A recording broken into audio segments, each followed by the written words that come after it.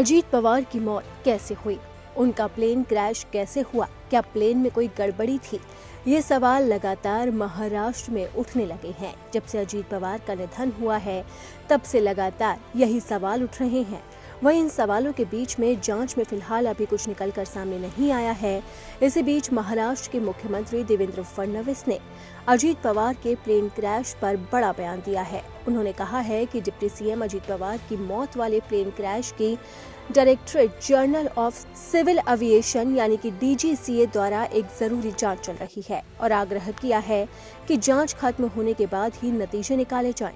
फडणवीस ने कहा कि एयरक्राफ्ट का ब्लैक बॉक्स पहले ही मिल चुका है और सभी मोर्चों पर जांच शुरू हुई है। अजीत पवार के भतीजे और एमएलए रोहित पवार के प्लेन क्रैश के बारे में दावों और चिंताओं के बारे में एक सवाल के जवाब में मुख्यमंत्री देवेंद्र फडणवीस ने ये बयान दिया। आपको बता दें कि 28 जनवरी को पुणे जिले में बारामती एयर स्ट्रिप के पास लियर जेट एयरक्राफ्ट क्रैश होने पर अजीत पवार और 4 अन्य लोगों का निधन हो गया था।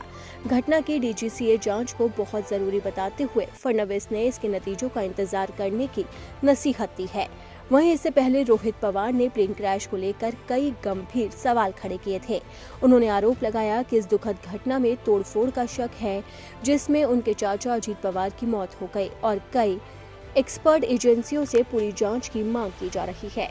वहीं उनके सवाल के बाद अब सीएम देवेंद्र फडणवीस की प्रतिक्रिया सामने आई है। उन्होंने कहा कि मैंने पर्सनली नहीं देखा कि रोहित पवार ने क्या कहा, मुझे इसकी थोड़ी जानकारी है। मेरा मानना है कि अगर किसी को कोई शक है तो उसे सुलझाना चाहिए। इस नजरिए से भारतीय कानून के तहत एजेंसियों ने ऐसे मामलों में जैसी जांच की उम्मीद होती है वैसी जांच पहले ही शुरू कर दी है। वहीं देवेंद्र फडणवीस ने कहा कि वो पहले व्यक्ति थे जिन्होंने केंद्रीय एविएशन मिनिस्ट्री को इस हादसे की डिटेल जांच के लिए लिखा था, जिसमें पवार, पायलट, को पायलट और 2 अन्य लोगों की जान चली गई थी। उन्होंने कहा कि अगर हम अपने सिविल एविएशन सेक्टर की गलतियों या कमियों से सीख सकते हैं तो हम उन्हें ठीक कर सकते हैं और इसे आम लोगों और नेताओं के लिए भी सुरक्षित बना सकते हैं। देवेंद्र फडणवीस का ये बयान ऐसे समय में आया है जब लगातार अजीत पवार के प्लेन क्रैश को लेकर सवाल खड़े हो रहे हैं। रोहित पवार के साथ साथ एनसीपी के कई नेताओं ने गंभीर सवाल उठाए हैं और इन्हीं सवालों के बीच में देवेंद्र फडणवीस का ये बयान सामने आया है। ऐसे में अब नजर सिर्फ और सिर्फ डीजीसीए की जांच रिपोर्ट पर टिकी है और इसी के साथ ये भी देखना होगा कि ब्लैक बॉक्स में निकलकर क्या कुछ सामने आता है। तभी पूरी तरह ये साफ हो पाएगा कि आखिरकार अजीत पवार का प्लेन क्रैश कैसे हुआ और इसकी मुख्य वजह क्या रही।